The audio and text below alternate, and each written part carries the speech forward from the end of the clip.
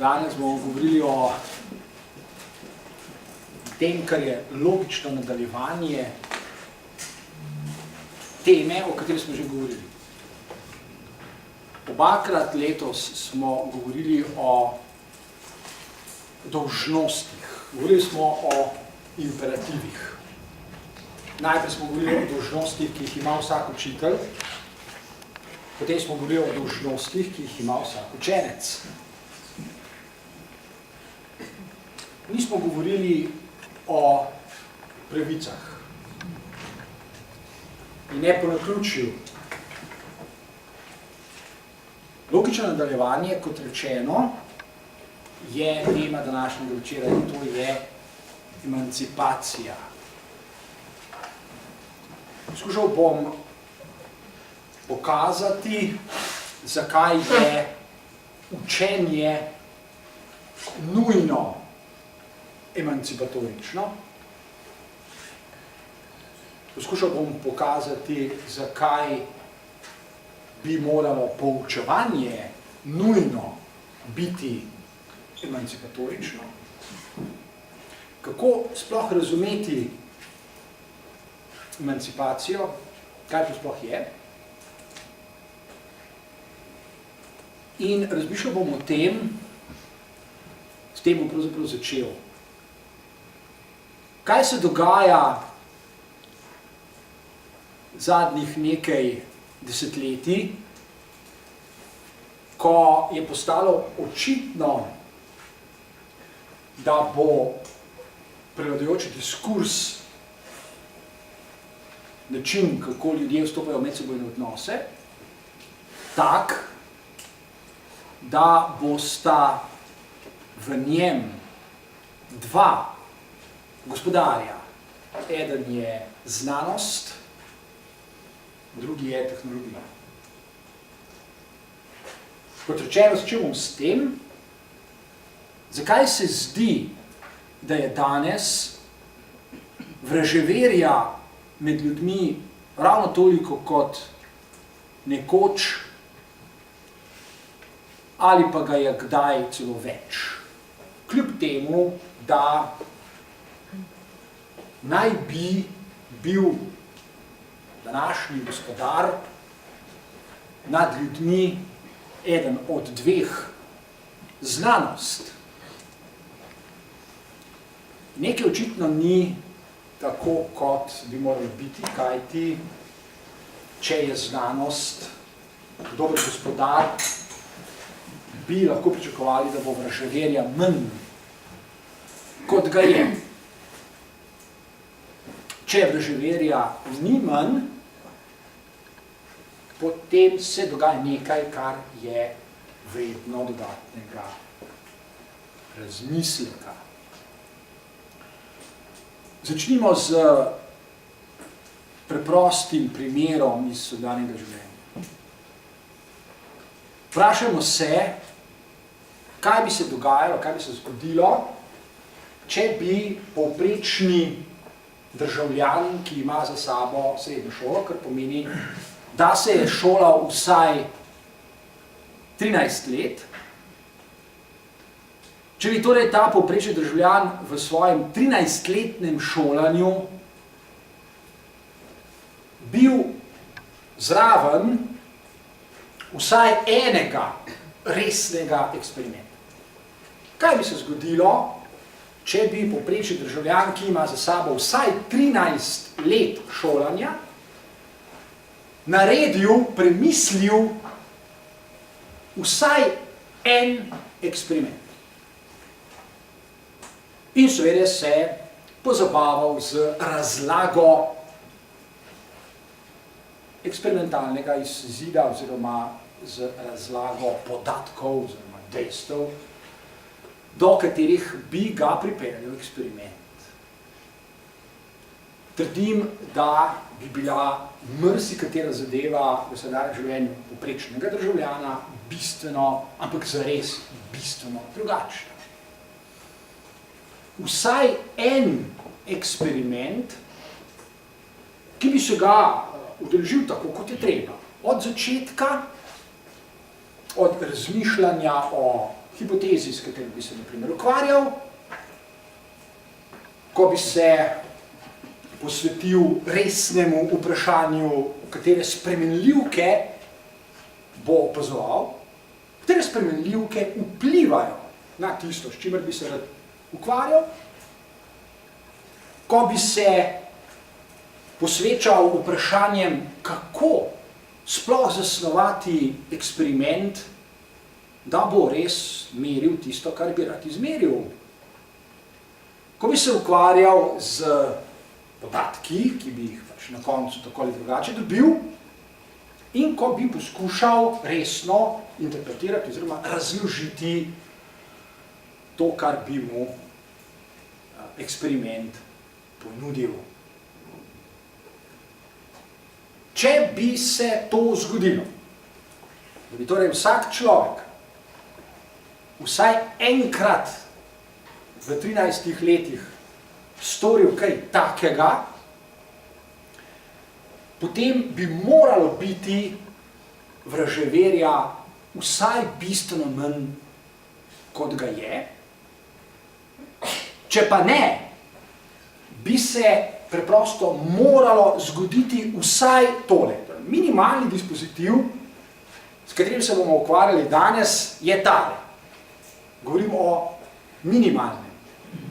Se pravi, govorimo o dispozitivu, ki manjši kot je ta, o katerem bom zdaj govoril, sploh ne more biti. Kaj je minimalni dispozitiv v vsaki, vsaj približno resni razpravi o čemerkoli? Ni pomembno o čem, zaradi mene to lahko vreme. Naredimo eno sporednico. Kako ponavadi, kako običajno potekajo govori med ljudmi. Nisem rekel, da vedno potekajo tako, običajno pa potekajo. Običajno potekajo tako, da oseba A zatrdi nekaj, recimo X. Zraven te osebe A je, na primer, vsaj ena oseba B, ki, da bi bila debata živahna, zanimiva, prepričljiva, trdi nekaj drugega. Recimo Y. Kaj se običajno zgodi ne po 2 minutah, kaj se običajno zgodi po 3 sekundah? Običajno se po 3 sekundah zgodi, da je ena od obeh oseb užaljena. Ali pa prizadeta. Ali pa zaripla v obraz, češ, da ta druga oseba njej že ne bo govorila, a ima oseba A prav ali ne, in tako dalje. Kaj se torej dogaja? Ljudje so navajeni, ker niso naredili niti enega resnega eksperimenta, da trditve, do katerih so prišli, pri čemer ni pomembno, kako so prišli do njih, kratko malo zagovarjajo. Zagovarjajo pa pomeni, ponavljajo isto. Kratko malo trdijo, da tako je, kot oni verjamejo, da je.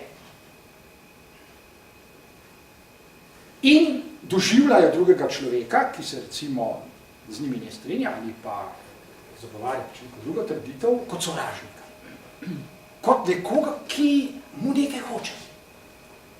Oseba A doživlja osebo B kot nekoga, ki hoče nekaj vzeti. Kot da je sovražnik, kot da je tekmec za ne vem kaj, za prestiž, za ugled, za slavo, ne vem za kaj. Za kaj. Zakaj se ljudje praviloma tako obnašajo? Zakaj je videti, da je tako težko ne zagovarjati trditve, do katerih je nekdo prišel in vanje verjame, ampak jih misliti, kar je nekaj popolnoma drugega.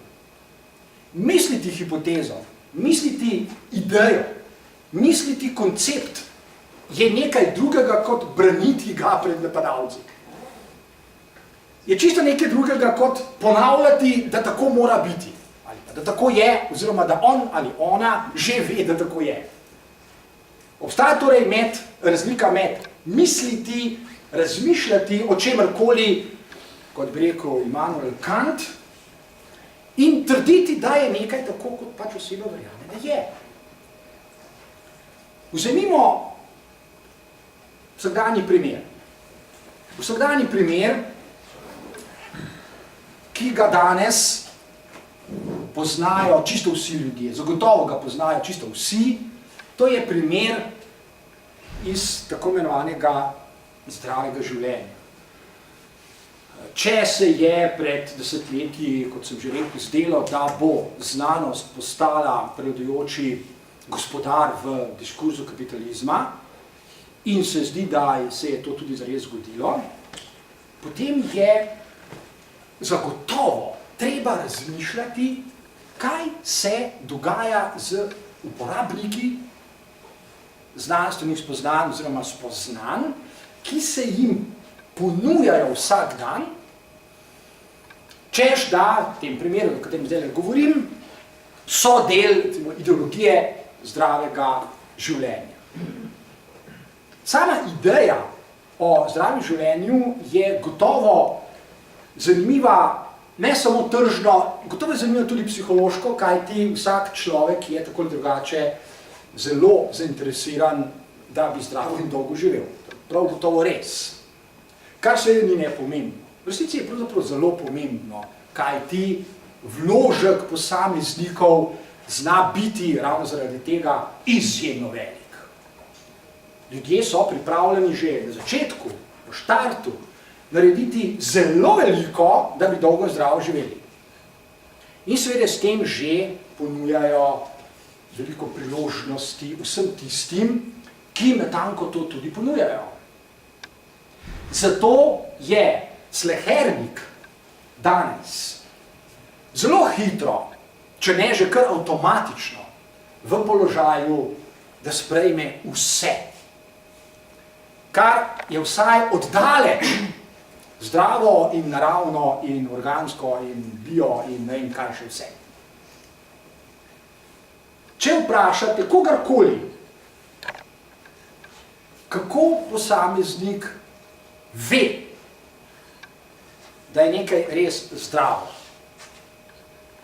boste dobili najverjetneje tale odgovor. Odgovor, ki je neposredno povezan z začetnim razmislekom, kako se pogovarjata osebi A in oseba B najpogosteje. Ta oseba bo torej trdila, da zagotovo ve, da je nekaj, karkoli že, zdravo, in potem bo bolj ali manj posrečeno navedla nek vir. Rečeno je bilo, prebral sem, ali pa nekdo mi je povedal, ali pa pisalo je, in potem še nek vir, Wikipedija, televizija, komercialni programi, na netu je pisalo, ali pa kaj podobnega.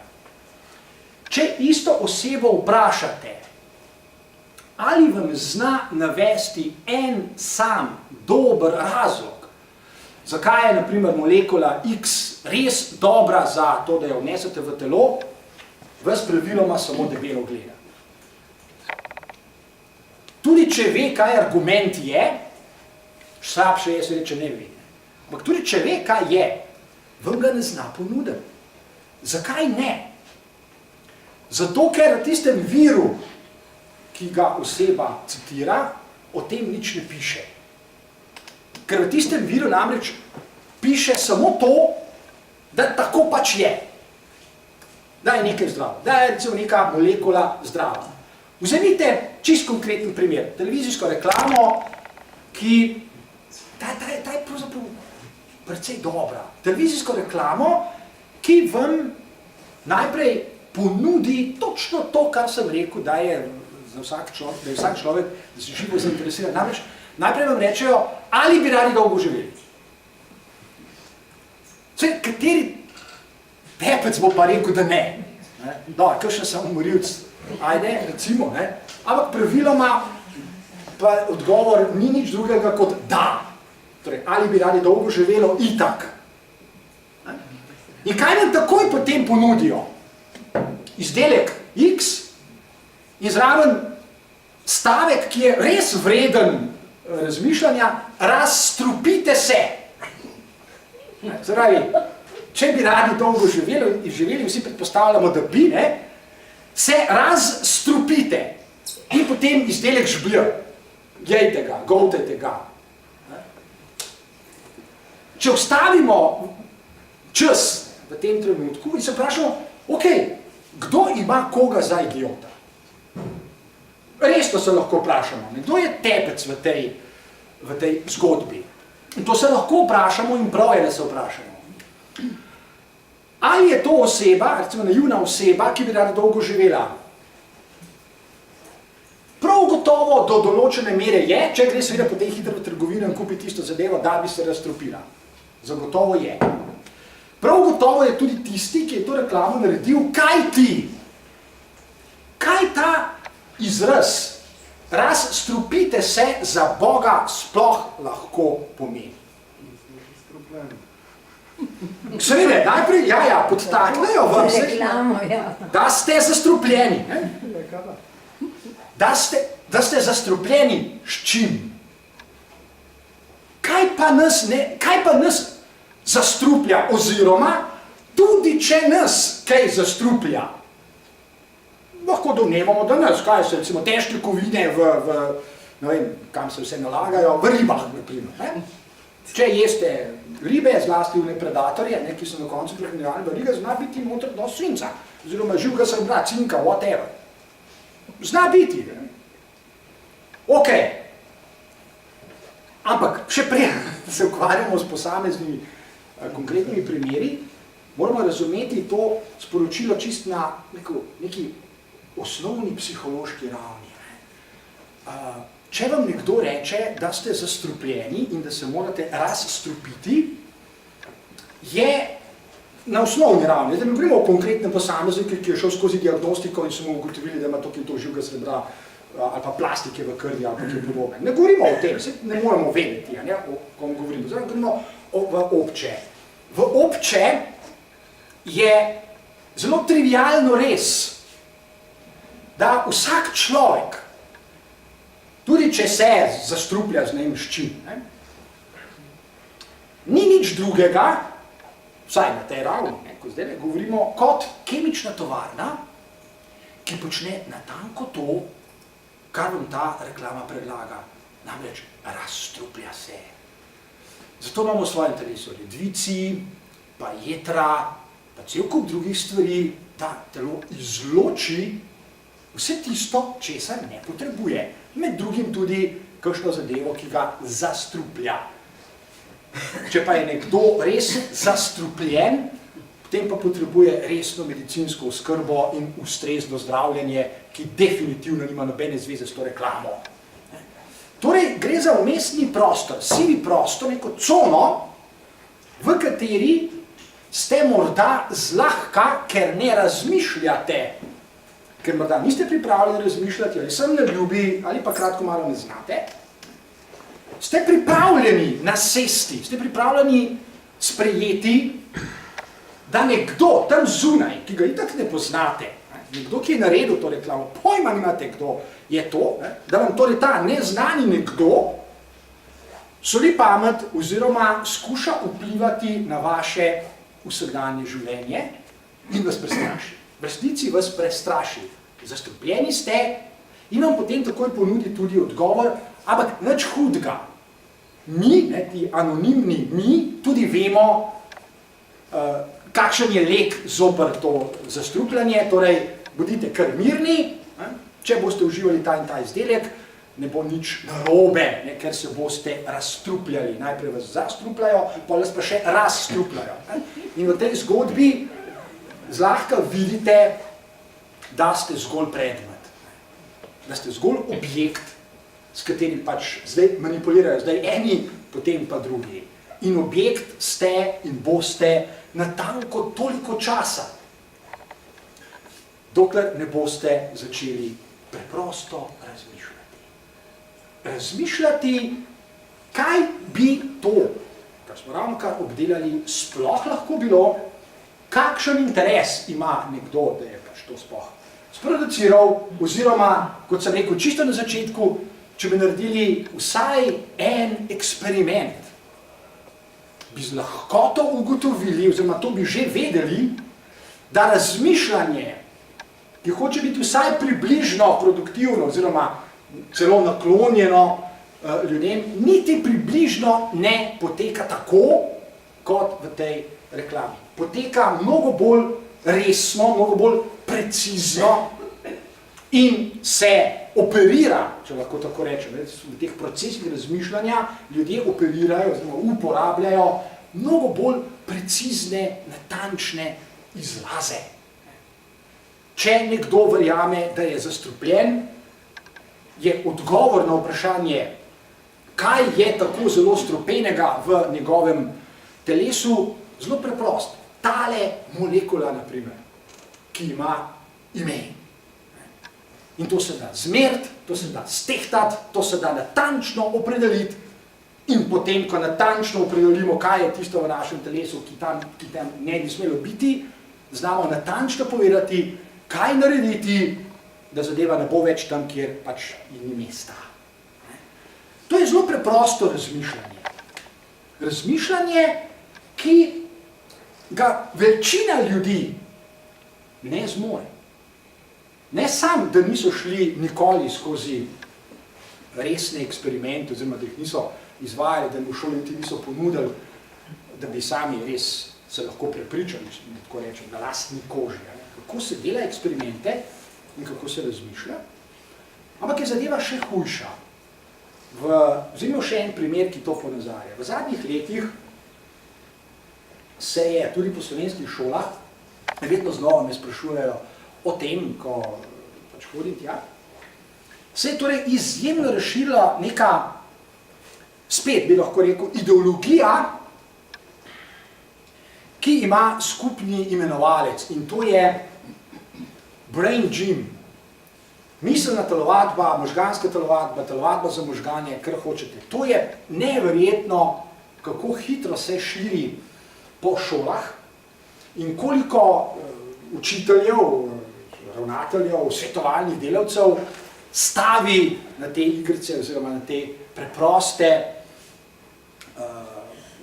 miselne, pa niti ne samo miselne, tudi fiziološke, seveda nevrofiziološke procese, da bi z njimi mladim ljudem povečali kognitivne sposobnosti, možganske kapacitete in tako dalje in tako dalje. Ko so delali pred kratkim mednarodno raziskavo, s katero so testirali veliko število učiteljev v različnih evropskih šolah, ugotoviti so namreč hoteli, koliko učiteljev verjame v neuromite. Zapisali so, oziroma predložili so jim 7 sodobnih urbanih neuromitov. Na prvem mestu je seveda tisti znameniti, da ljudje uporabljajo samo 10% možganskih kapacitet, tudi Besson v filmu Lucy skušal zagovarjati. Torej, 7 mitov in preprosto so hoteli samo ugotoviti, koliko učiteljev v te mite verjame, oziroma do kakšne mere verjamejo, oziroma pač kaj si mislijo o njim. Rezultati so bili nažalost pričakovani in spektakularni. Velika večina učiteljev. V nekatere mite, kot je ta, da uporabljajo ljudje samo 10% možganskih kapacitet, verjame 91% učiteljev. Ne 91% neizobraženih, neukih ljudi ali pa otrok ali pa najstnikov, učiteljev. Enako velja za tisti mit, ki ga tudi vi zagotovo poznate, namreč, da se možgani delijo na levo poloblo pa na desno in da so v desni polobli so ene funkcije, na levi so pa te druge in se potem ljudje tudi delijo, pač odvisno, katere bolj uporabljajo, pa do tistega, da obstajajo ženski možgani, pa moški možgani in tako dalje in tako dalje. Velika večina učiteljev to verjame. In seveda to potem prenaša tudi naprej. Na tem temelji cela ideologija poučevanja, učnih strategij, nasvetov učencem, kako naj se učijo, kakšne sloge, miselne vzorce in drugo naj razvijajo, naj uporabljajo. Nič od tega ne drži. Nevroznanost torej dokazuje, da nič od tega ne drži. Ampak še vedno velika večina torej učiteljev v to verjame. Ta primer, konkretni primer možganske telovadbe je po svoji žalosten tudi zaradi tega, ali pa morda še zlasti zaradi tega, ker se zdi, da prek teh možganskih vaj sodobna znanost ponuja primer učiteljem, učencem najsodobnejše metode, najsodobnejše postopke, kako dejansko razvijati kognitivne kapacitete, naprimer učencev, lahko za mene tudi učiteljev. Zdi se, kot da najnovejša znanost neposredno prispeva k razvijanju samostojnega, neodvisnega, kritičnega, znanstvenega razmišljanja v šolah. To niti približno ne drži. Kajti sočasno raziskave potrjujejo, da je v šolah še vedno prevladujoči način učenja, tisti, ki ga vsi poznamo, od malega in že dolgo časa tudi uporabljamo, in to je učenje na pamet. Toliko časa si poskušaš neko stvar zapomniti, da si jo pač zapomniš. In jo potem poveš, ko je priložnost, in zato tudi dobiš ustrezno oceno.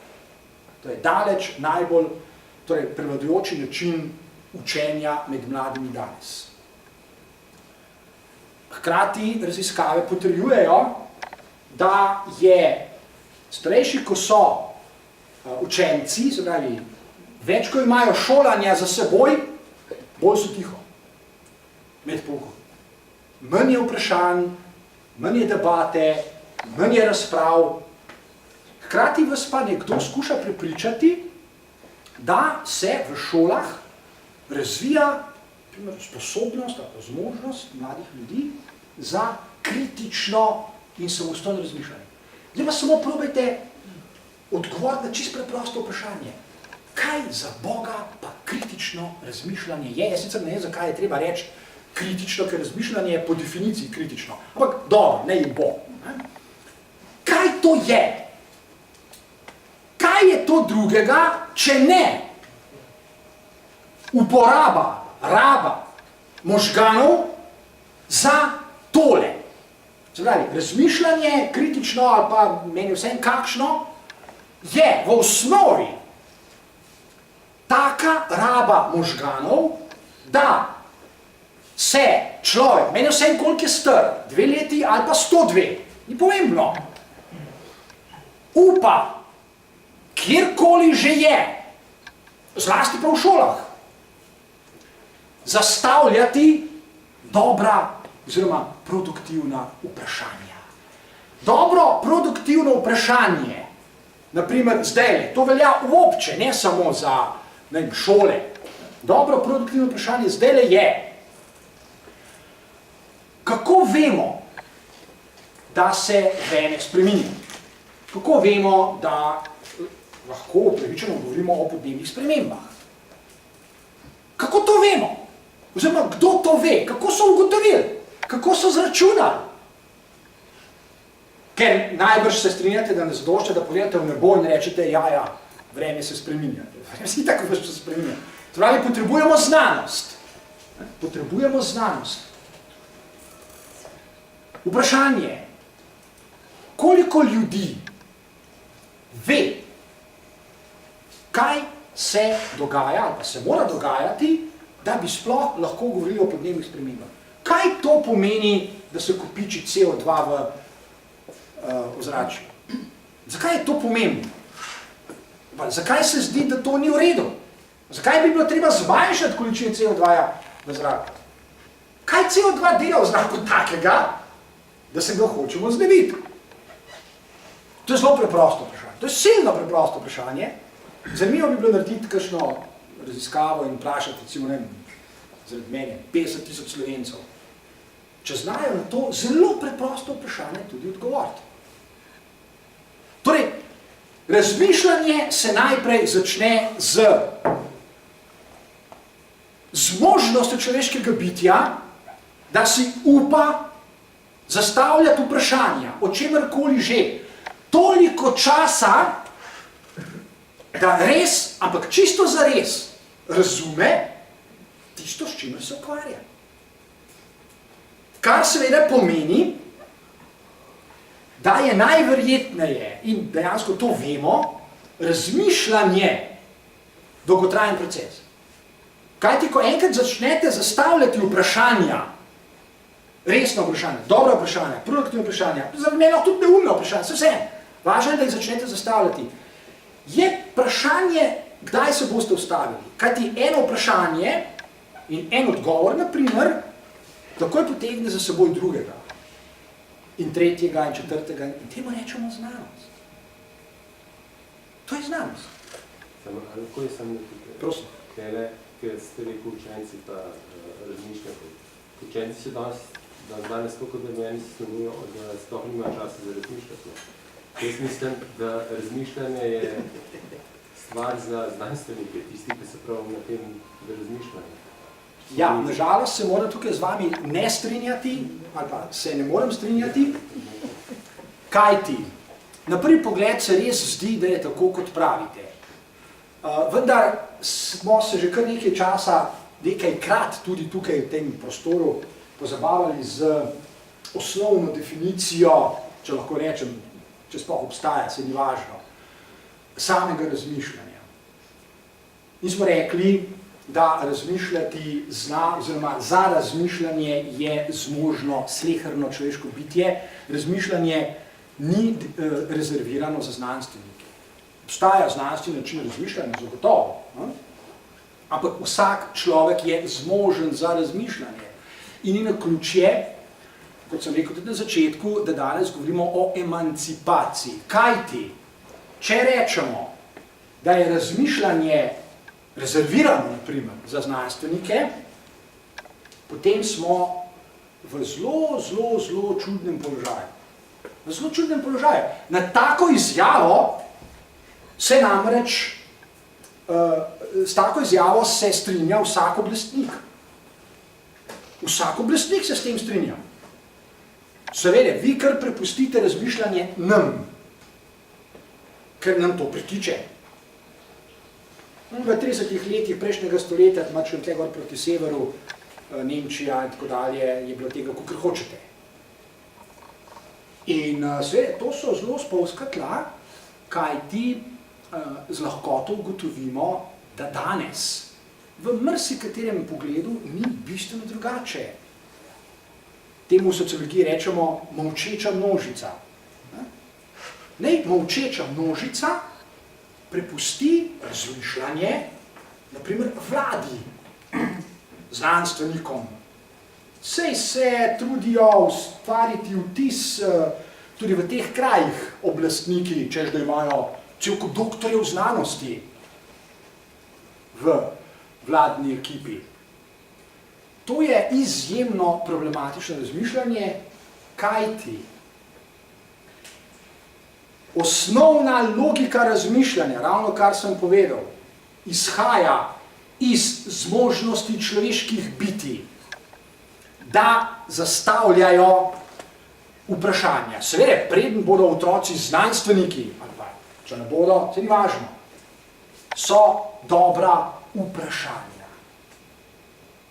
In zgodovinsko, še en argument več, zgodovinsko je vsaj zadnjih 250 let šola egalitarni kraj. V šoli so vsi enaki, kajti vsi se, učitelji in učenci, se ukvarjajo z, na primer, z znanjem. Z znanjem. Eni, recimo, imajo do njega več dostopa, na primer učitelji, drugim naj bi se ta dostop šele omogočil, na primer učencem. omogočil dostop, v tem je egalitarnost vsakega možnega šolanja, izobraževanja in tako naprej.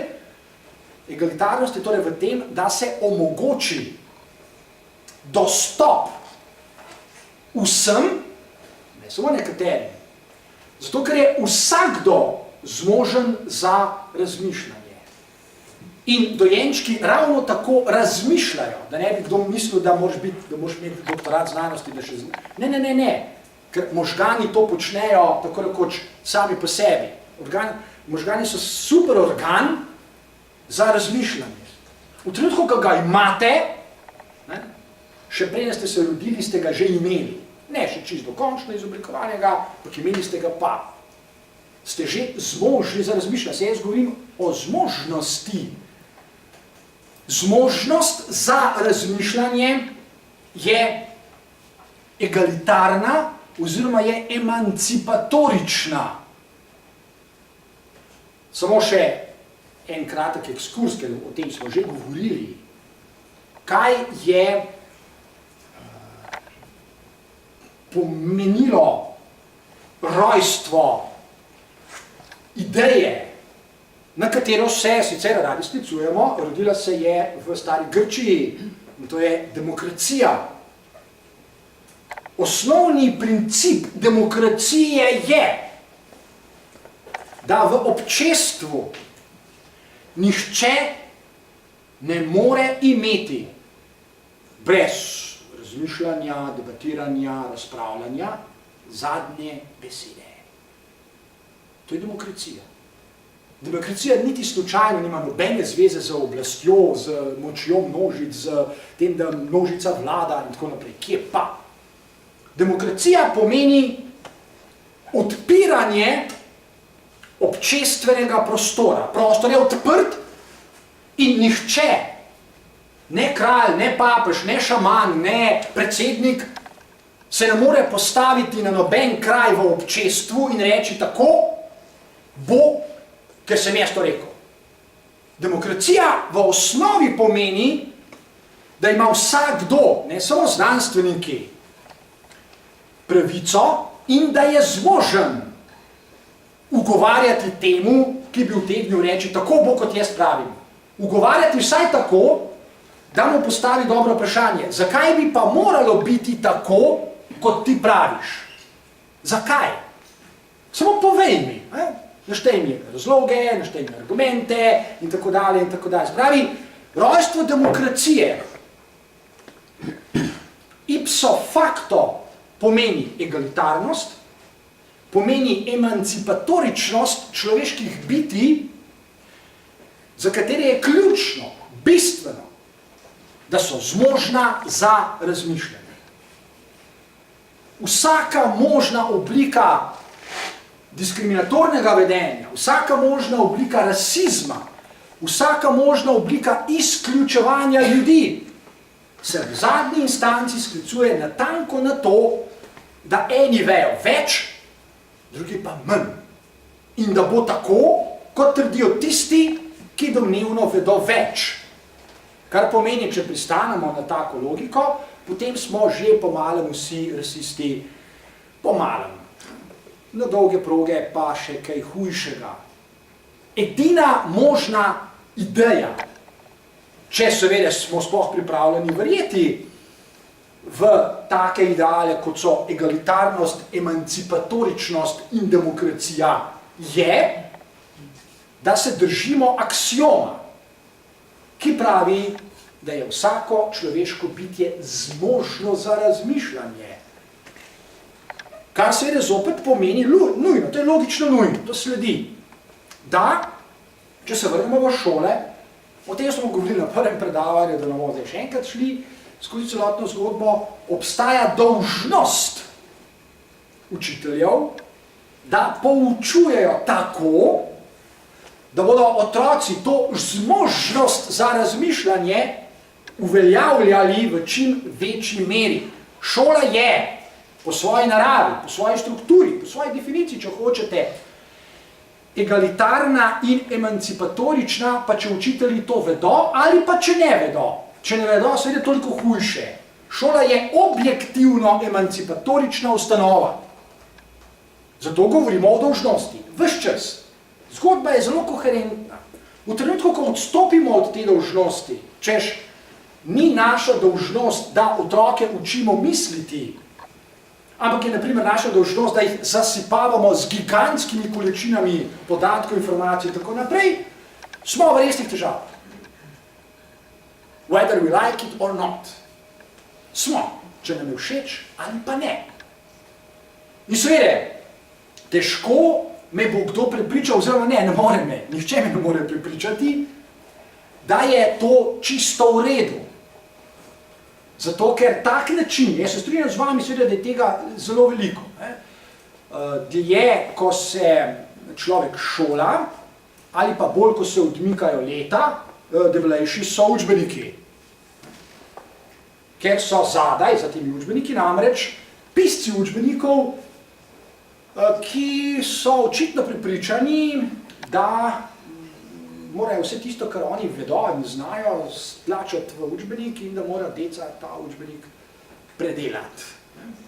Torej, nihče me ne more prepričati, da družbeno, z vidika demokracije, egalitarnosti, emancipatoričnosti, to ni početje, ki je v škodo ne samo velikega števila ljudi, ki se nikoli na ta način ne naučijo razmišljati, ker se preprosto ne morejo, ampak je tudi v škodo samega občestva.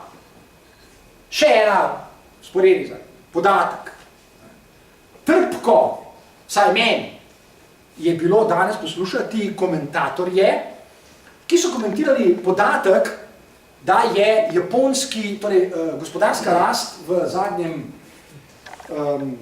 tromesečju ali četrtletju, torej negativno, da je prišlo do upada BDP-ja v tretjem četrtletju v primerjavi z drugim za 1,% . Zakaj je trpko? Zato, ker smo o tem pisali nekaj mesecev nazaj. Ne samo jaz, ampak številni drugi komentatorji, ko smo razpravljali o tem, da ima resne težave z obujanjem gospodarske rasti, ne samo Združene države Amerike in ne samo Evropa, ampak jih ima tudi Japonska. In danes komentatorji usuplo zatrjujejo, da jih je ta podatek popolnoma presenetil, da so vsi pričakovali pozitivno rast, ne pa padec in tako dalje, tako dalje. To kratko malo ni res. Vsi že ne. Vsi ne.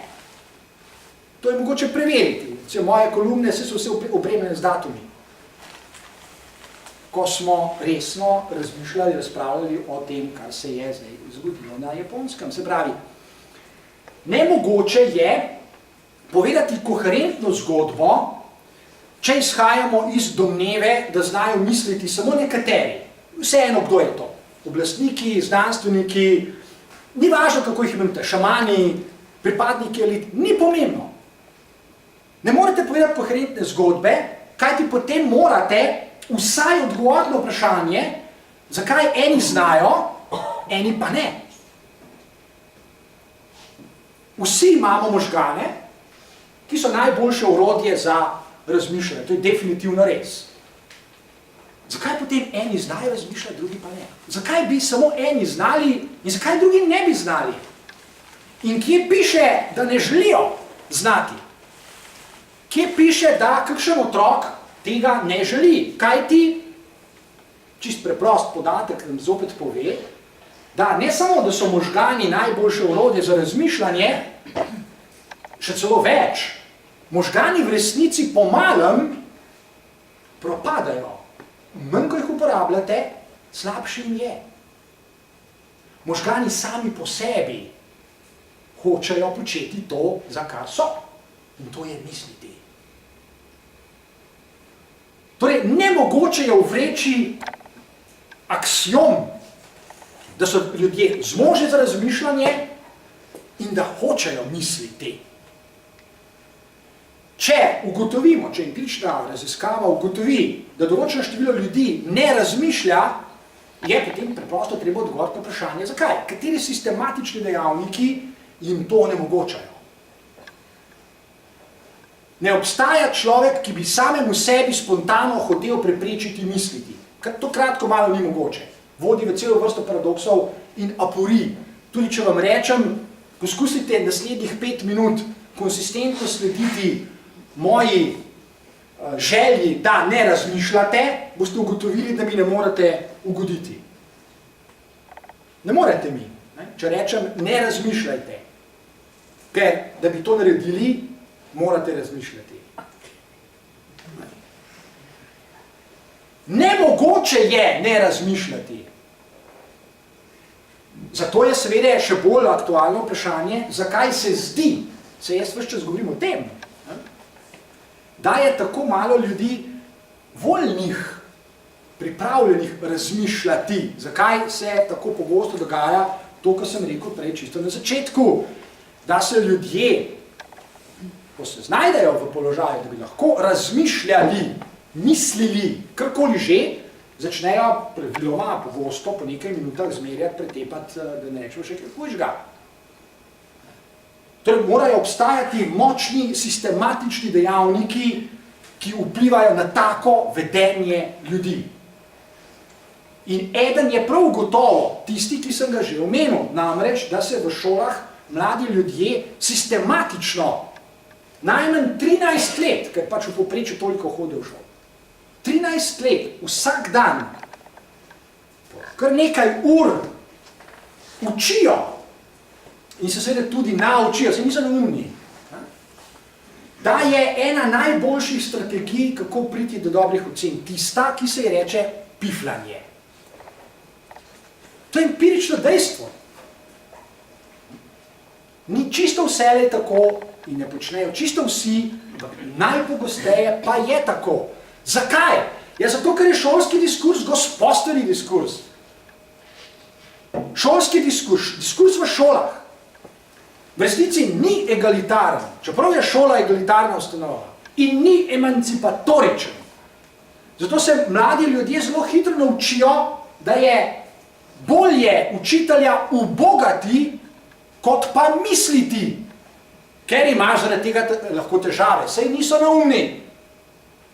Ampak samo resno premislite to sintagmo, v kakšnem svetu živimo, da ima lahko človek težave, če počne to, kar je najbolj bistveno za njega, misli.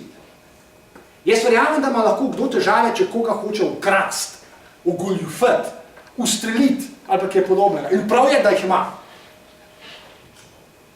Težko je pa sprejeti to, kar sem rekel.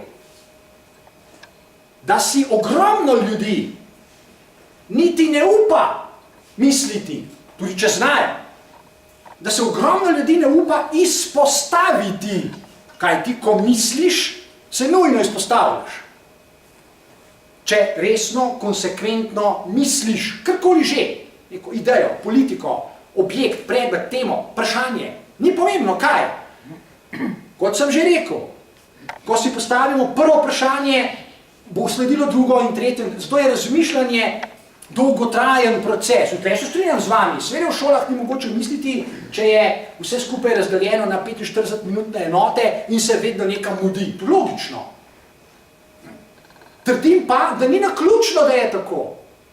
Ker so najboljši državljani, podložni državljani, najbolj podložni so pa tisti, ki ne mislijo, ki rečejo, zakaj bi mi mislili, prepustimo to onim zgoraj.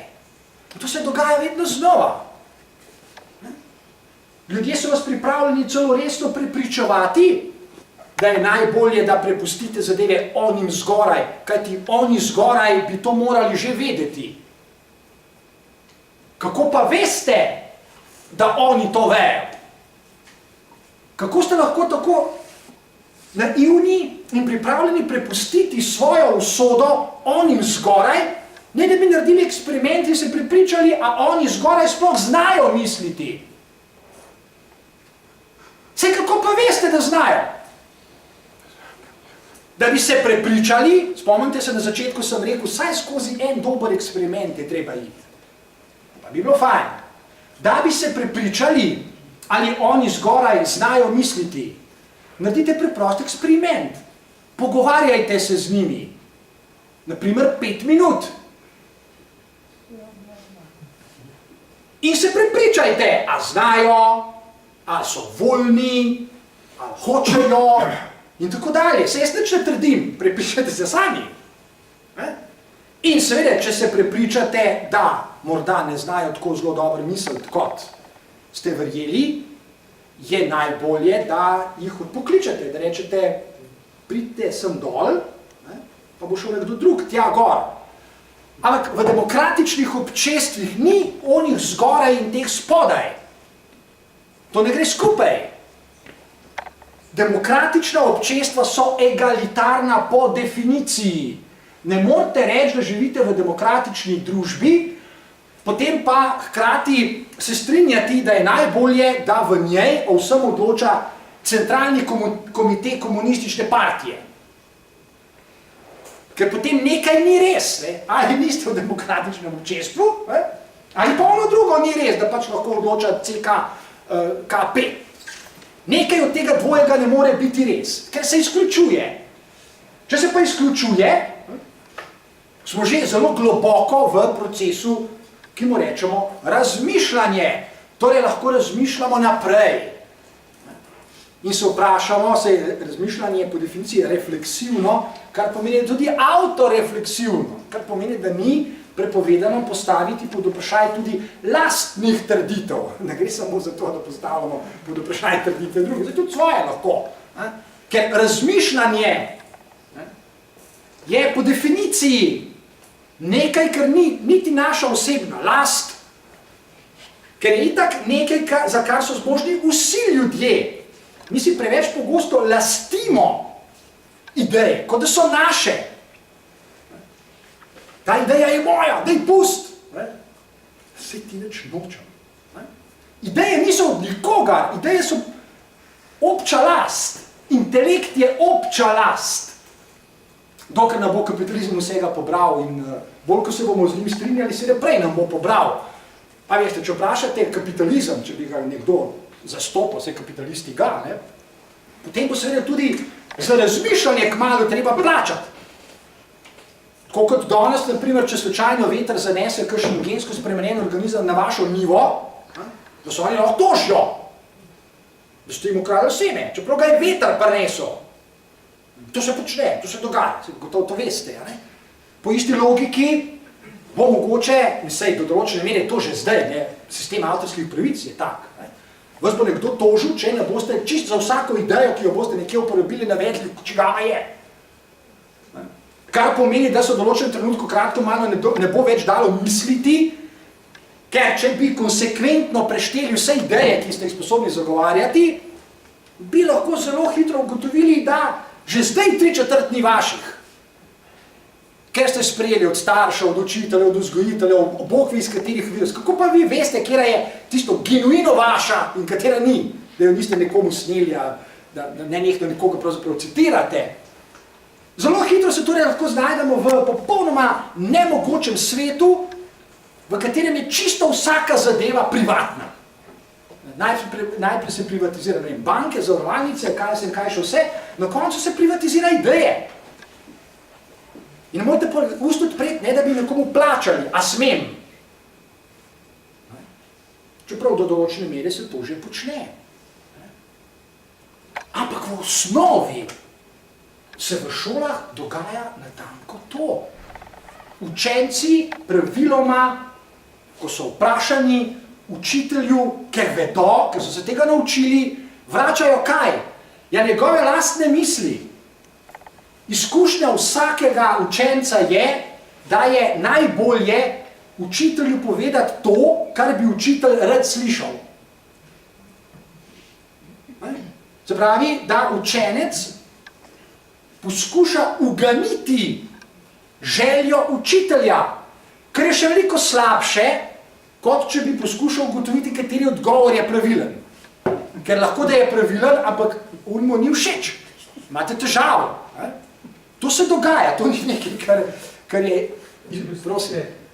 zdaj razmišljate o dejavnikih razmišljanja in nerazmišljanja, kaj vpliva na to, da bi in kaj ne. Jaz mislim, da imamo mi notranjo ekonomijo, ki nam točno pove, kdaj se splača in kdaj ne.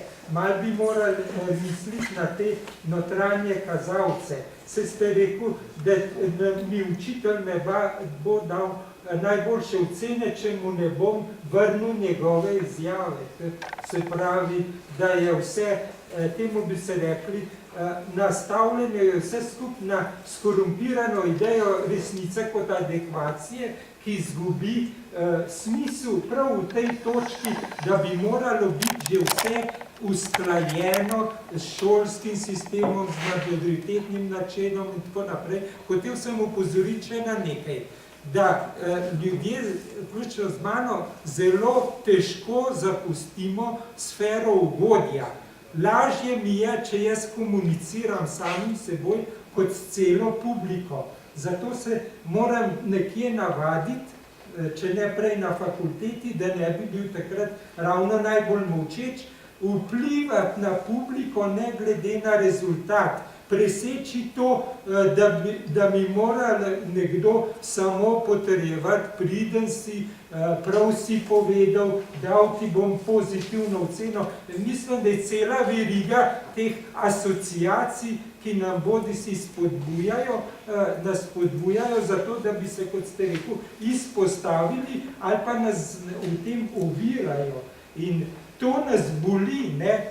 V tem smo prizadeti mi sami, da ne dobimo takoj pozitivne, adekvatne. Mislim, da se začne že s prvo socializacijo, ali nas starši sploh pustijo kot sogovornika zraven, ali namesto nas odločajo, ne, mi že vemo, da se moraš ti tako hraniti in tako voziti in v šolo z nami hoditi, ne pa sam in tako naprej. Mislim, da bi se mogoče bolj sistematično še s temi dejavniki pozabaval in potem bi videli, kdaj se nam emancipacija, kot ste rekel, splača. Ja, se nam pa ne. Tukaj vam moram ugovarjati, ker moja osnovna ideja, torej ravno s tem se ne bom ukvarjal, kar ste predlagali, ker ne vodi nikamor. Kaj ti? Emancipacija je ideja, za katero ravno ne moremo reči, da se splača, ali ne. Naše vsakdanje življenje, zlasti v kapitalizmu, je tako, tle se strinjam z vami, da je smiselno in tudi pametno in tudi koristno in bolonjski sistem to samo potrjuje, razmišljati, kaj se splača. Prav gotovo je. In zato bo kmalu, recimo, filozofija ukinjena, ker filozofija z vidika kapitala se definitivno ne splača, ali pa, če jo seveda znate prevesti v uporabne vsakdanje ideje, se splača, dokler bo pač nekdo, tisti, ki plača, rekel, da se splača. Filozofija je onkraj vsakega možnega razmišljanja, a se splača, a se ne. Kajti, če bi bilo tako, potem Sokrat definitivno ne bi umrl v zaporu. Sploh pa ne bi umrl zaradi tega, ker so mu njegovi prijatelji ponudili, ko se rekel, mi te spravimo, ker se rekel keks, ven. Pa ni tega naredil. Ravno Sokrat je prvi filozof, ki svojim dejanjem, svojo smrtjo potrjuje to, kar ravno pravim. Razmišljanje, ko resno mislimo o njem, ko resno razmišljamo o razmišljanju, že resno razmišljamo. Razmišljanje se rodi, se rojeva, onkraj opozicije splača, ne splača. Filozofiranje, razmišljanje se rojeva z etično držo, zato sem prej uporabil besedo pogum.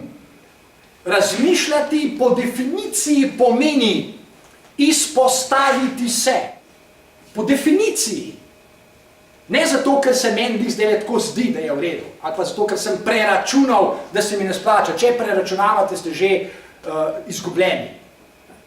Torej, razmišljanje se rojeva kot način, ne samo, kako se posameznik izpostavlja v okolju, Gre še za nekaj drugega. Razmišljanje je ontološko. Razmišljanje potrjuje mene kot ontološko bitje. Razmišljanje pomeni samo po sebi. Ne glede na to, a se kdo strinja ali ne, a se splača ali ne, pomeni potrjevanje, afirmiranje tega, kar imenujemo eksistenca. Se pravi, razmišljanje je dejansko, eksistencialno, eksistenca posameznika se afirmira, potrjuje, se uveljavlja s tem, kar imenujemo razmišljanje, ali če parafraziram Alaina Badiouja, razmišljanje nima nobene cene.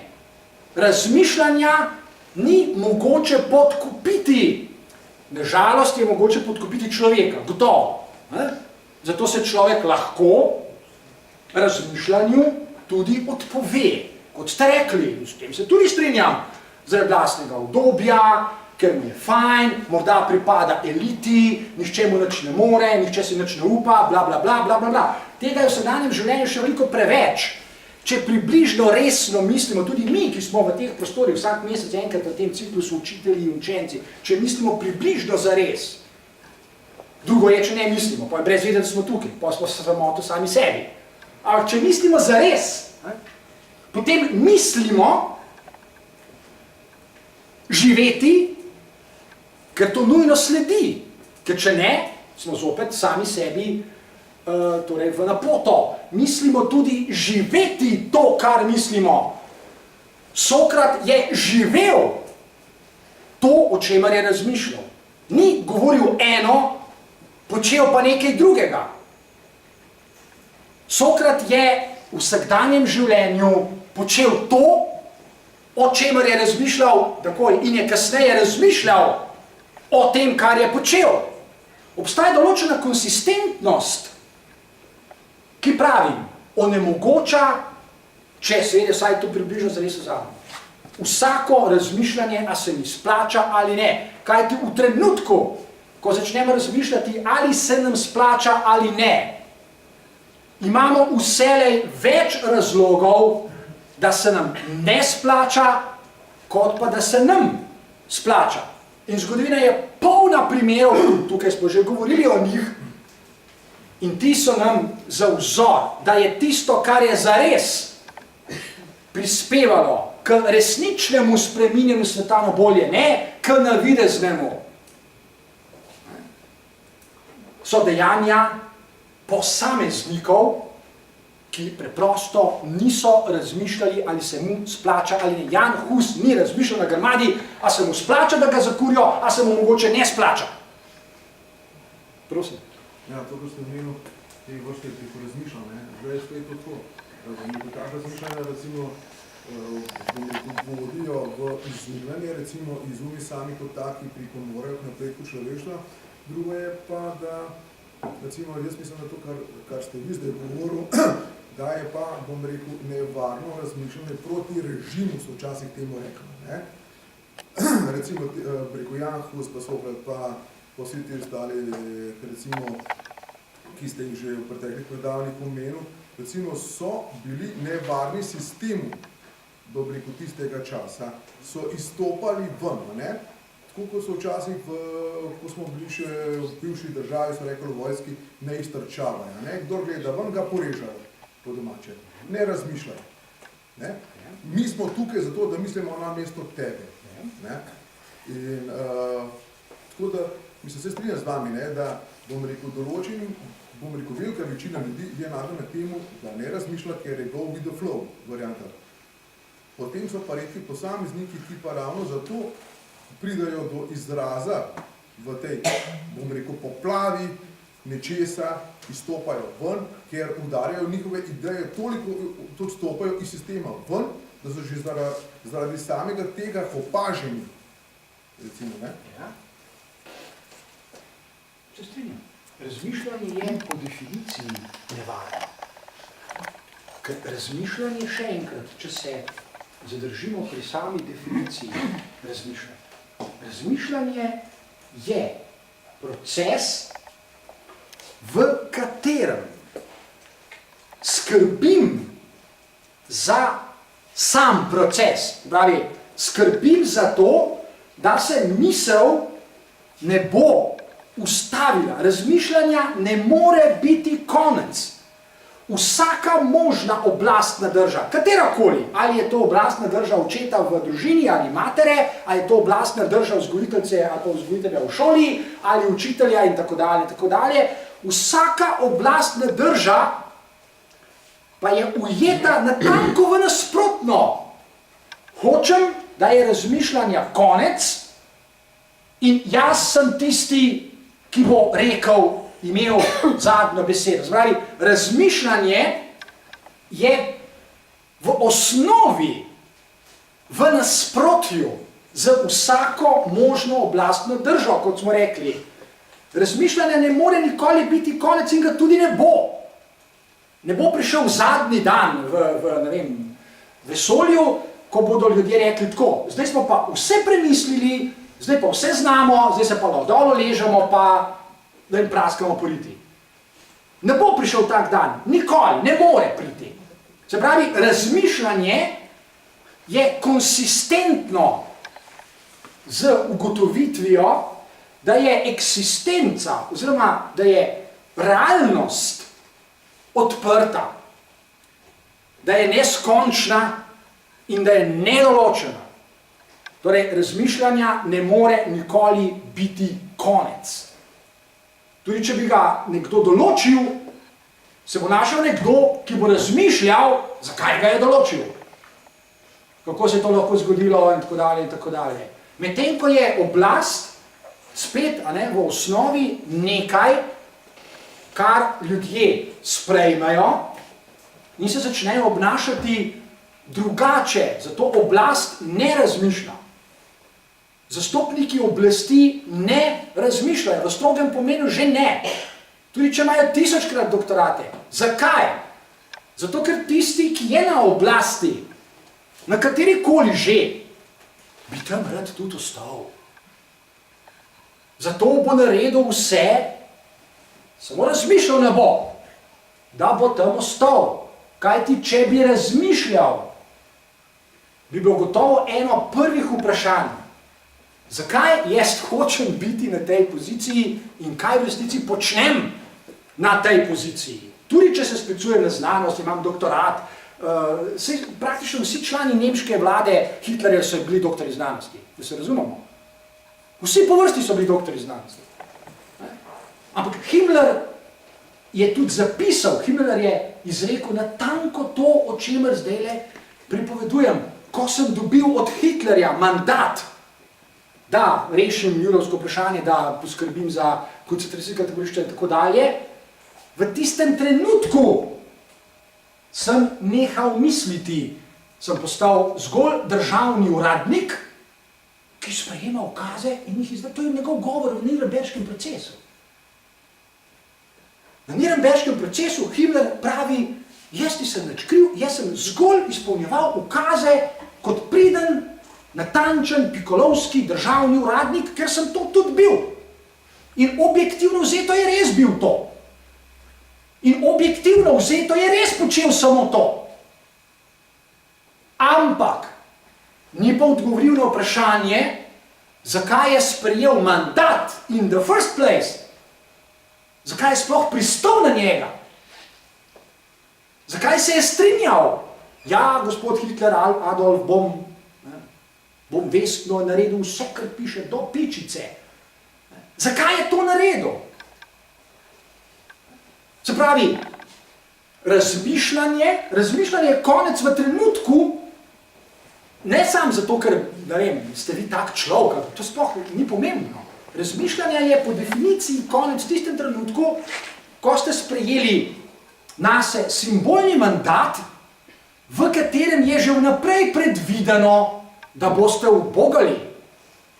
Ne zato, ker ste vi kot posameznik tak človek in tako dalje.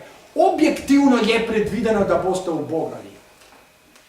Seveda, lahko tudi ne ubogate, lahko prenehate s tem, ampak potem boste seveda zleteli iz tega kraja. In Zdaj samo razmišljajo, lahko bi razmišljali o tem, kaj gospod je rekel, sistematično razmišljajo. Vse to psihologi razmišljajo. Kateri so dejavniki osebnosti, Adorno in sodelavci so pisali tako debelo knjigo in jaz ne poznam enega, ki jo je prebral z naslovom Avtoritarna osebnost. Jaz ne poznam enega psihologa, ki je prebral to knjigo.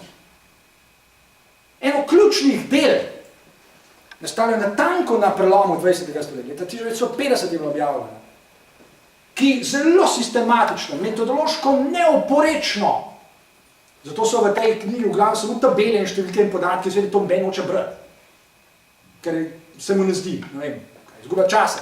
Zelo natančno opredeljeno, kaj je avtoritarna osebnost, kako nastane, kako se razvija, kateri dejavniki opredeljujejo. Adorno in sodelavci so naredili lestvice, znamenita je F-lestvica, lestvica fašizma, s katerim se natanko da izmeriti, kdo je avtoritaren, do kakšne mere, koliko osebnostnih lastnosti ima, ki sodijo v ta register in tako dalje. Ampak, tudi če tega ni nihče prebral, vse ni važno, ni pomembno, zdaj je ni pomembno. Je pomembno tole, avtoritarna osebnost, in ne se zanesti na to, da jo ni več, da je kar zginila. Ker še vedno, kakor hočete.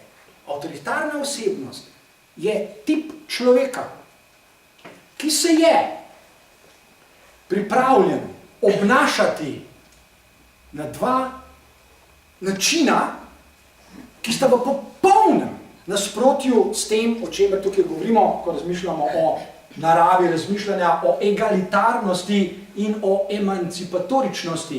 Ta dva načina vedenja sta. Ko je pred mano gospodar, oblastnik, nekdo, ki mu pač jaz pripisujem ta status, vzgojitelj, učitelj, šef, direktor, whatever, ni važno. Ga ubogam, ker se mi to splača. Sem tiho.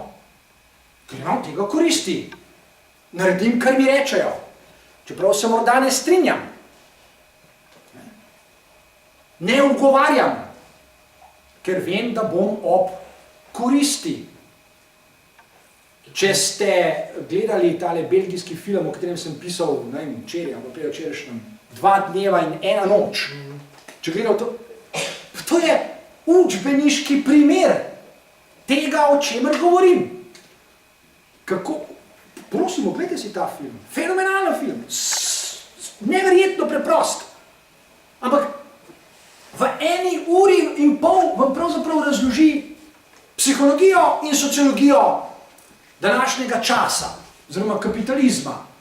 Pokaže vam, kako sistem, se strinjam, kako sistem prenese lastne kontradikcije na posameznike in kako delodajalec, kapitalist, reče delavcem, vi se med sabo zmenite, kdo bo še službo imel, kdo pa ne. Se ni on rekel, a bo Sandra imela službo ali ne. On je rekel nič. On zastopa sistem in ljudje se med sabo začnejo garbati. A bojo, a ne bi, sorry, a veš, pa rabim, bom. Ja, samo je bila pa, če pa tako vzamete, recimo, je pa te, bom rekel, temu dekretu, ki je imela takotne probleme, ker je so tvotala preko tablete, bila ta 2 dneva, od petka do ponedeljka, sta bila fantastična življenjska izkušnja. Ona je najdla sama sebe v svojem možu, ki je stal ob strani, in pa prijateljci sodelavki, je ona najdla sama sebe in smisel. Je izgubila službo, jo je podarila nekomu, ki se je žrtvoval za njo, ampak je najdla sama sebe, svoj jaz je najdla v tem filmu. Mene je to tako, zelo... Lahko tudi tako rečete, lahko to rečete. Se popolnoma strinjam. Ona je bila izgubljena. Seveda je bila, tako kot je večina ljudi izgubljenih v sistemu, ki se mu reče kapitalizem. Seveda, ni to samo njena osebnostna lastnost, ona nenehno izgublja v svojem življenju, vedno znova je zavrnjena, vedno znova je poražena, vedno znova išče... Koliko je ljudi tukaj zunaj zdajle, ki iščejo v teh tabletah alkohola, ne vem v čem, kakor hočete. Se ravno v tem je poanta, ne? In ne prepoznajo, da niso zgolj oni sami odgovorni za lastno nesrečo, za lastno trpljenje. Na tem počiva velik del tega, kar sem že prej omenjal, sodobna ideologija zdravja, velik del psihologiziranja sveta temelji na tem.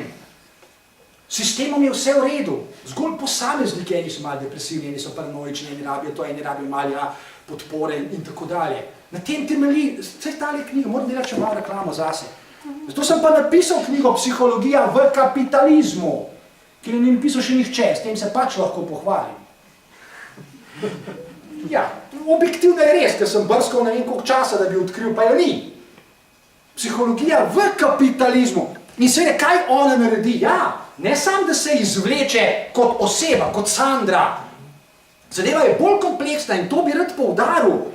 Če ste natančno gledali film, veste, da v trenutku, in tem je tudi velika poanta tega filma, 90% vsega časa spremljamo, ja, običajno psihologijo vsakdanjega življenja. Ona gre od enega do drugega, od vseh teh 16 sodelavcev in jih poskuša prepričati, da bi bili njej naklonjeni. In slišimo različne zgodbe, eden bi, eden ne bi. In to, kar je najbolj osupljivo, in Sandra to zastopa, vsi razlogi so utemeljeni, vsi so razumni. Vsak reče, sorry, jaz bi ti pomagal, ali pa se ti razumem, ampak kaj veš, jaz trebam cash, sveda, vsi ga rabimo. Ampak, če ste natančno gledali, veste, da v trenutku, ko delodajalec njej ponudi isto, nekdo bo čez nekaj mesecev ostal brez službe, ne bomo mu podaljšali pogodbe in te lahko sprejmemo nazaj. Ja, samo je to fair, da ona je vrnila tu. Ne, počakajte, ne, bolj zapleteno je, to hočem poudariti. To je že res, kar pravite, ampak poanta je močnejša. Ne gre za fair. Ne gre samo za fair, fair bi bilo, se oni reče, glejte, ta delavec ima pogodbo do takrat, jaz bo jo samo podaljšal. To je, z vidika sistema je to fair. Ne morate nič reči. Ne, ona je šla preko tega. Ne, počas, preden do tega sploh pridemo. Seveda je šla, ampak zakaj je šla? V tem je poanta. Na tej osnovni ravni je njegova ponudba fair. Zdaj le boš nekaj mesecev brez službe, glasovanje je bilo tako, to je fair. 8-8 je bilo, potrebovala je pa 9 glasov. To je fair. Ok, ja, lej, that's the name of the game. Sprejmem, kupim, to počnemo vsak dan vsi. Tako je, ja, razumem, ok, mogoče ni meni najbolj všeč, ampak kaj češ, tako je življenje, se lavi, bla, bla, bla. In potem reče, v istem registru, njemu bo tekla pogodba. On nima nobene obveznosti do tega človeka, da mu pogodbo podaljša. Nekjer v filmu ni rečeno, da ima on kakršnokoli obveznost. V kapitalizmu pač tako je. Ste prekerni delavc, imate pogodbo do 31. decembra, 1. januarja ste na svojem. That's the name of the game. Tako je v kapitalizmu. To je fair, z vidika svega kapitala. Ampak ona v tistem trenutku, ko jo on to ponudi, ponudbo tudi zavrne. Ne. Ampak to, kar sem hotel povedati, je, ona v tistem trenutku se nasmehne. Prvič v celotnem filmu, ne samo, da ni več depresivna. Ona užije, to je moja poanta, življenjsko radost. Ona izgubi službo dokončno. Dokazala je, da lahko.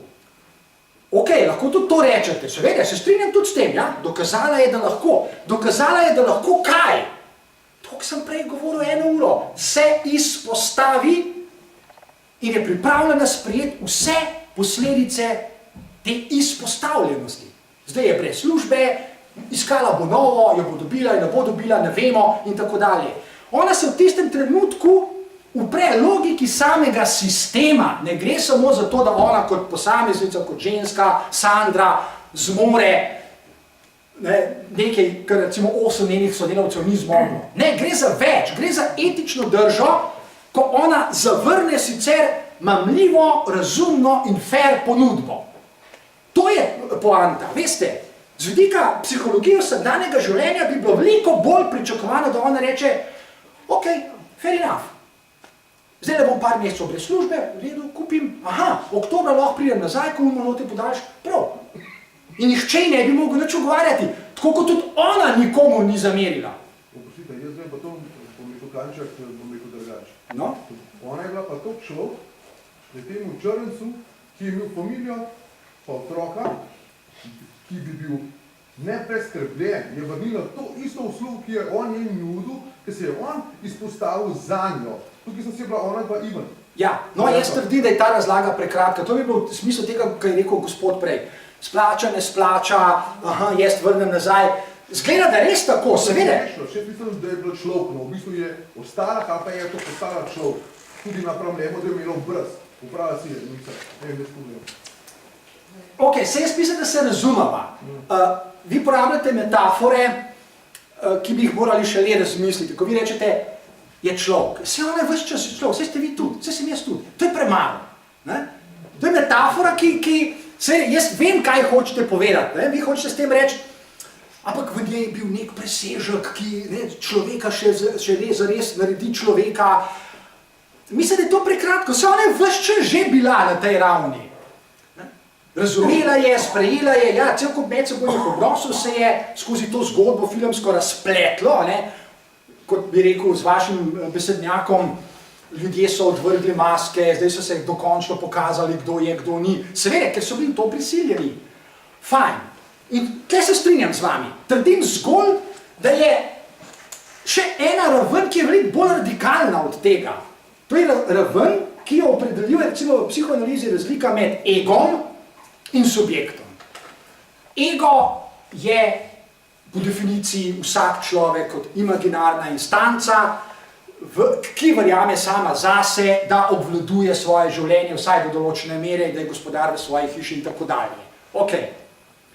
In če bi ona ravnala kot ta ego, seveda bi se vaša zgodba popolnoma išla. Ja, ona je videla, pripravljala se je žrtvovati za njo, pri sebi izračunala se v končni fazi meni nič hudega, naj mu bom, vrnem, sama bom že našla službo in tako. Trdim, da to še zmeram znotraj tega registra, ki ga zastopa ego. Moja poanta je, da ona naredi premik od ega k subjektu, se pravi, da naredi dejanje, ki ni rezultat kalkuliranja in preračunavanja. Da je to veliko bolj radikalno dejanje. Da je to tisto dejanje, za katerega pravimo, da se šele zares upre recimo nekemu sistemu, kot vi pravite. Kaj ti? Če ona tega ne bi naredila, bi se recimo to življenje nadaljevalo in ona bi čez nekaj časa, morda, recimo scenarij, nadaljevanje bi bilo lahko tole. Ona bi čez nekaj časa ugotovila, to so tiste znamenite dileme zapornikov, če ste kdaj, to psihologi, pa ekonomisti to stalno preračunavali. Lahko bi se zgodilo takole, nadaljevanje filma, recimo drugi del, bi razkril, da je on pravzaprav ves čas igral dvojno igro. Da je ves čas po malem kalkuliral, jaz bom sicer danes naredil vtis, ona je taka oseba, ker so mi psihologi povedali, njen psihološki profil so mi pokazali, aha, tle je njena šibka točka v odločilnem trenutku, ali pa celo, da je imel dogovor z delodajalcem, to bi bilo še boljše, da bi se vsi oprali roke, na koncu bi se izkazalo, da je ves čas računal, da bo ona preprosto popustila, ker je ženska, zaigrala se na te prave strune, njene osebnostne lastnosti so take in take in take, in dejansko se je to zgodilo in ko je ona odšla, so vsi rekli, yes! To bi bil možen scenarij. Ne morete reči, da ni možen. In če bi se to zgodilo, kakšna bi bila reakcija Sandre? Totalno razočarane. Razočarali so me, ves čas sem naivno verjela, da so pošteni, izkazalo se je, da niso. A ni to pravzaprav zgodba vsakdanjega življenja številnih ljudi? Če se dovolj dolgo časa z nekom družite, ugotovite, da na začetku smo bili vsi fini, vsi luštni drug do drugega, bolj ko se oddaljuje čas, bolj se ljudje kažejo te prave obraze, bolj pride do izraza to, kar vi pravite. Ni to zelo treba. Sam da ti bi imel pol, kjer smo imeli pa zgodba, če bi bilo pa že v osnovi 16 delavcev, kdo bi pa pol odpali, ker bo ga gebrat med dvema. Ja, no, sej. Ker je vedno, če je neparno, se da gebrat, se da manipulirati. Ja. Recimo, če eden bi šel. Ja, no. Če pa parno, je pa kriza. Se strinjam, v tem smislu bi lahko nadaljevali, zato pa pravim. Moja poanta je tale, da obstaja register, kjer teh igrc preprosto ni. Subjekt ne igra nobene igre, subjekt ne preračunava, a mu je všeč, a mu ni, a se mu splača ali ne. To je etična drža, ko nekaj narediš, zato ker je tako prav, ne zato ker ja, se bo njemu v redu, ne ima, bo imel službo, on se žrtvoval zame. A razumete, to je razlika med heteronomno in avtonomno moralo, o kateri govori Kant. Sam poročim pa ničesar pa niste povedali. Česa? To, ne vem, sem povedal, da recimo poročim, da sploh dilema. Dilema je bila, ali ta ženska obdrži službo, ali pa vseh 16 delavcev obdrži 10.000 evrov. Seveda. To zdaj, hočem nekaj drugega reči. Če ti nekoga obdržiš v službi, ti dodaja vrednost, ni strošek. Delodajalec je imel pa še vedno strošek 1000 evrov, ki jih je vsakemu obljubil, da jih bo izplačal. Ne bo se išlo, če bi šli zdaj povedati tole zgodbo ekonomisti, jaz moram uro gledati, ker vem, da vi ne boste, da bom čim ga tle. Ne, ekonomsko se sploh ne zide, seveda ne, kje pa, delodajalec natančno ve, koliko evrov jim lahko da, ker je profit bistveno večji. Ampak to je zdaj ena tretja zgodba. V osnovi, torej, ker moram nehati, ne počas, ker je toliko ura, meni zelo žal. Ne, ni mi žal, ker smo rekli, da razmišljanje ne more biti vezano na ure, sam mi moramo biti, zato ker je gospod tam nekaj nas bo zdaj vendar. Samo enih par minut. Na National Geographic je bil oddaja, kako je nastal pes. Kdo je gledal dani, v začetku pred 20.000 leti so človek in volk delili isto pojedino. In je človek začel razmišljati, ker je on imel možgane volk, kako bi ta pojedina bila samo moja. In je najdel potem ogenj. In ko je s ognjem začel okrog volka, je seveda volk ni imel več nič pojedine. In je instinktivno začel razmišljati, se bom preživel, če bom se prilizoval, če bom pride ne vem kaj.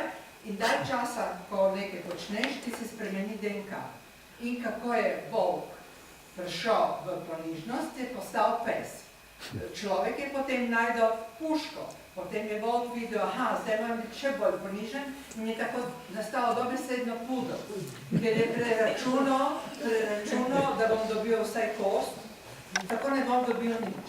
In če pa gremo v šolske klopi, ima učitelj in puško, in ogenj, ker ima redovalnico, ima vse, pudli, ki so ponižni, tudi dobili dobre ocene. In tukaj je preračunljivost in dokler tega že od začetka volka. A kojoki, ki niso hodili svoje svobode žrtvovati, oni pa hodijo tam po hruščavah in lahko, da so to zgodbo povedala, sam jaz se z njo v celoti ne strinjam in bi sam tole dodal. Če imajo oni puške ali pa zaradi mene imajo lahko hilabarde, me sploh ne zanima, kaj imajo. Imamo mi možgane.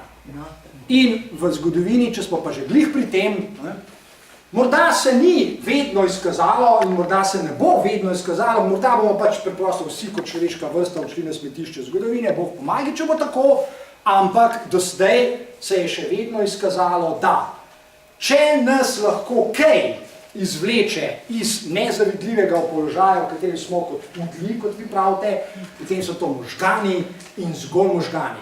Lahko me ustrelite na mestu, lahko me cvete žarjavci ali pa nabadate na ražen, jaz bom pri tem ustrajal do konca. Mene ne zanima, kakšno orožje kdo ima, ker lahko je človeka ubiti, lahko me kdo ubije, lahko.